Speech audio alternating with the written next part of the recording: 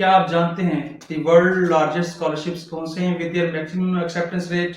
अगर आप एवरेज या बिलो एवरेज स्टूडेंट्स हैं, या अगर आपकी सीवी बहुत स्ट्रॉन्ग नहीं है, फिर कौन से स्कॉलरशिप्स पे अप्लाई करें? अगर आपके पास एक एक्सेप्टेंस है, फिर क्या करना है? अगर दो एक्सेप्टेंस है आपके पास, फिर क्या करेंगे?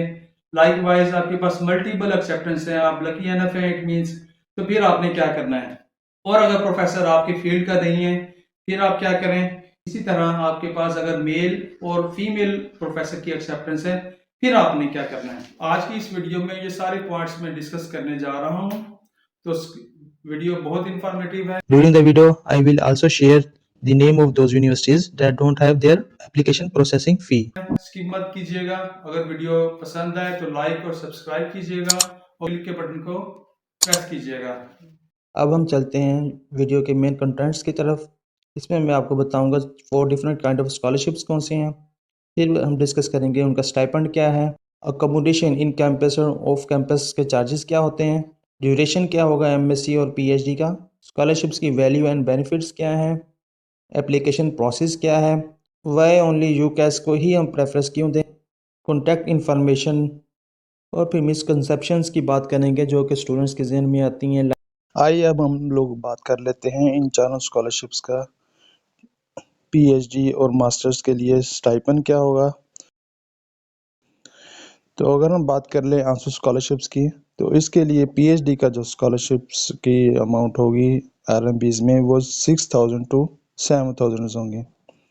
तो इसी तरीके से जो मास्टर्स प्रोग्राम के जो होंगे आंसू स्कॉलरशिप्स, उसमें स्टूडेंट्स जो रिसीव करता है वो 3000 आरएमबीज होते हैं। तो इसी तरीके से जो चाइनीज़ गवर्नमेंट स्कॉलरशिप होता है, उसमें पीएचडी जो प्रोग्राम होता है, उसमें स्टूडेंट जो है 5000 आरएमबीज रिसीव करता है, और मास्टर प्रोग्राम जो होता है वो 3500 जो है मिलेंगे उसको। इसी तरीके से यूकास जो फुल स्कॉलरशिप होगा, उसमें पीएचडी जो स्टूडेंट होगा वो उसे मिलते हैं 3500, और इसी तरीके से और जो मास्टर प्रोग्राम होगा उसको 3000 मिलेंगे।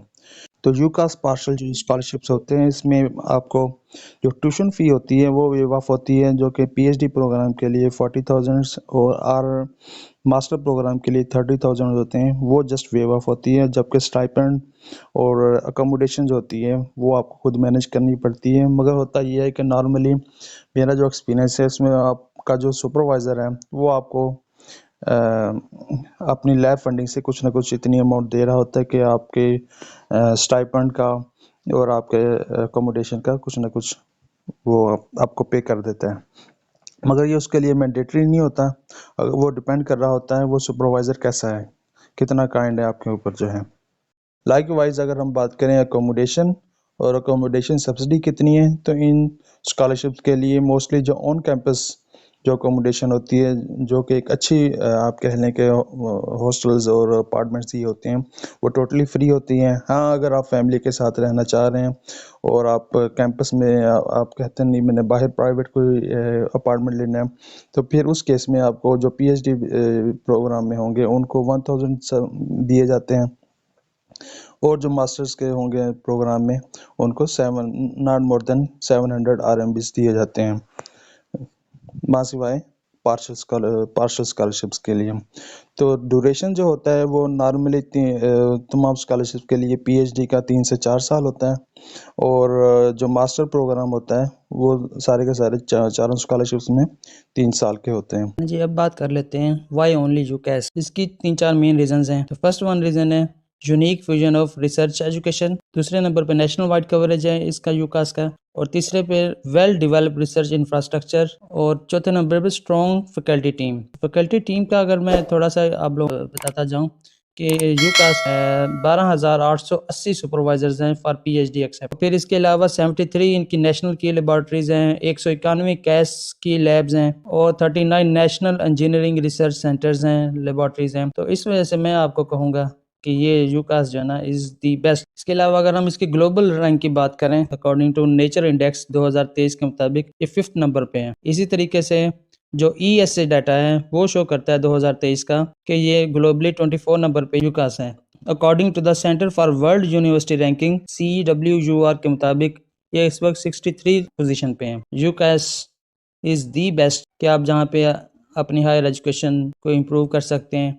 अच्छा जी, अब लास्ट में इसका स्टेप है कि अब अप्लाई कैसे करना है। इसका ये सिंपल से चार स्टेप्स हैं जो कि इधर शो हो रहे हैं आपके पास। ये इनके लिंक्स जो हैं मैं आपको सब्सक्रिप्शन बॉक्स में भी शेयर कर दूंगा। और इसके अलावा भी अगर आपको कुछ ऐसी लिंक्स चाहिए कि आपके सब्जेक्ट से रिलेटेड हैं या अगर कोई क्वेश्चंस हैं आपके इन स्कॉलरशिप से रिलेटेड, तो आप मुझे कमेंट्स में मैसेज करें, तो इंशाल्लाह मैं आपको रिप्लाई दूंगा। ये कॉन्टैक्ट इन्फॉर्मेशन है, अगर आप आंसू स्कॉलरशिप के लिए इन्फॉर्मेशन चाह रहे हैं, कोई क्यूरी वगैरह हो आपकी, तो ये आप शो कर दिए गए हैं इसमें। तो ये आप इनसे ईमेल पर रब्ता कर सकते हैं। इनके वीचैट नंबर और ये फ़ोन नंबर मौजूद हैं, इधर स्कैन कर सकते हैं।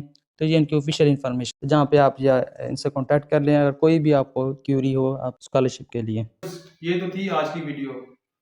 अब हम बात करते हैं कौन सी दी मोस्ट कॉमन मिसकंसेप्शंस हैं स्टूडेंट के माइंड में। बहुत सारे स्टूडेंट्स ये सोचते हैं कि चाइनीज स्कॉलरशिप्स शायद साल में एक बार अनाउंस होते हैं। ऐसा नहीं है। कुछ स्कॉलरशिप्स हैं जैसे कि graduate school of Chinese academy of agricultural sciences, GSCAAS बोलते हैं इसको। ये साल में 2 बार अनाउंस होते हैं। एक दिसंबर में इनकी लास्ट डेट होती है, फिर ये मार्च या अप्रैल में इनकी लास्ट डेट होती है। इन पे फिर कुछ स्टूडेंट्स सोचते हैं कि हमने बहुत सारी ईमेल्स की हैं मगर हमें एक्सेप्टेंस नहीं मिल रही है। इसमें मैं आपको सजेस्ट करूंगा कि आप लोग फिर भी अपनी एप्लीकेशन लाजमी सबमिट करवाएं। इसमें बाज़ औक़ात ये होता है कि कुछ प्रोफेसर्स के पास सीट्स वैकेंट रह जाती हैं उनके। इसमें इंटरनेशनल ऑफिस आपकी एप्लीकेशन उन प्रोफेसर्स को भेज देता है, उनमें प्रोफेसर आपको सिलेक्ट कर लेता है। या फिर अगर आपके पास एक्सेप्टेंस स्कॉलरशिप्स की डेडलाइन के बाद भी मिलती है तो फिर भी वो एक्सेप्टेंस आप अपने इंटरनेशनल ऑफिस को, यूनिवर्सिटी के इंटरनेशनल ऑफिस को फॉरवर्ड कर सकते हैं। क्योंकि इंटरनेशनल ऑफिस जो होता है वो फैसिलिटेट करने के लिए होता है प्रोफेसर्स को कि अगर उनके पास सीट्स वैकेंट रह गई हैं तो फिर वो आपकी एप्लीकेशन जो होती हैं जिनको एक्सेप्टेंस नहीं मिली हुई होती है वो उन प्रोफेसर्स को भेज देते हैं। कुछ लोगों का कंसर्न होता है कि अभी तक हमारा पासपोर्ट नहीं बना। इसमें आप इस तरह कर सकते हैं कि आप उसमें डेडलाइन आपकी आ गई है, आप कोई फर्जी नंबर पासपोर्ट की जगह पे अपना लिख सकते हैं। पासपोर्ट आपको अप्लाई करने के लिए नहीं चाहिए होता, जब आपने वीज़ा प्रोसेस करवाना होता है at that time you need your passport. चलिए जी, अब बात करते हैं how you will improve your selection chances, या फिर आपने कौन सी यूनिवर्सिटीज़ को प्रेफरेंस देनी है। इसमें मैं आपको रिकमेंड करूँगा कि आप CAS को प्रायोरिटी पर रखें और उसके पास CAAS को, और उसके बाद फिर आप यूनिवर्सिटीज़ की टॉप रैंकिंग QS रैंकिंग भी चेक कर सकते हैं। उसके मुताबिक आप यूनिवर्सिटीज़ को प्रेफरेंस दे सकते हैं। कैश को CAS को रिकमेंड करने का मकसद सिर्फ यही है कि इसमें आप 4 मुख्तलिफ स्कॉलरशिप पे एलिजिबल हो जाते हैं अप्लाई करने के लिए, प्लस इसमें जो प्रोफेसर होता है वो आपको अपनी लैब फंडिंग से कुछ ना कुछ सपोर्ट भी कर रहा होता है। इसी तरह अगर आपके पास एक एक्सेप्टेंस है तो फिर आप अपने प्रोफेसर को कह सकते हैं कि sir kindly strongly recommend my application to the international office. तो इस तरीके से आपके सिलेक्शन के चांसेस इंक्रीज हो सकते हैं। इसी तरह अगर आपके पास 2 एक्सेप्टेंस हैं फिर आप टॉप प्रायोरिटी पे उस यूनिवर्सिटी को रखें जो कि आपके रेलेवेंट फील्ड का है, या फिर आपको वो बहुत अच्छा रिस्पॉन्स दे रहा है तो इट मीन्स कि he is interested in your work, तो वो भी टॉप प्रायोरिटी पे रखा जा सकता है। आपके पास मल्टीपल एक्सेप्टेंस हैं तो फिर आप यूनिवर्सिटी की QS रैंकिंग चेक करें और उस लेबोरेटरी का या उस प्रोफेसर का रिसर्च वर्क भी चेक करें किस तरह की पब्लिकेशंस वो निकाल रहा है। बाज़ औक़ात इस तरह होता है कि एक्सेप्टेंस आपके रेलेवेंट फील्ड से नहीं होती है। मैं एग्जांपल दूं कि अगर आपने MSc इकोनॉमिक्स में की हुई है, MSc BSc आपकी इकोनॉमिक्स में है और एक्सेप्टेंस आपको मिल जाती है कि बायो इन्फॉर्मेटिक्स में,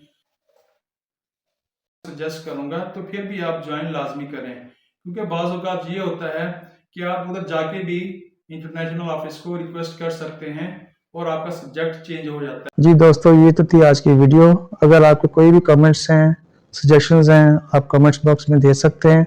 इंशाल्लाह मैं आपको रिप्लाई दूंगा। उम्मीद करता हूँ आज वीडियो हेल्पफुल रहेगी आपके लिए। इंशाल्लाह अल्लाह ताला आपका हामी नासिर हो। वीडियो को लाइक और सब्सक्राइब कीजिएगा।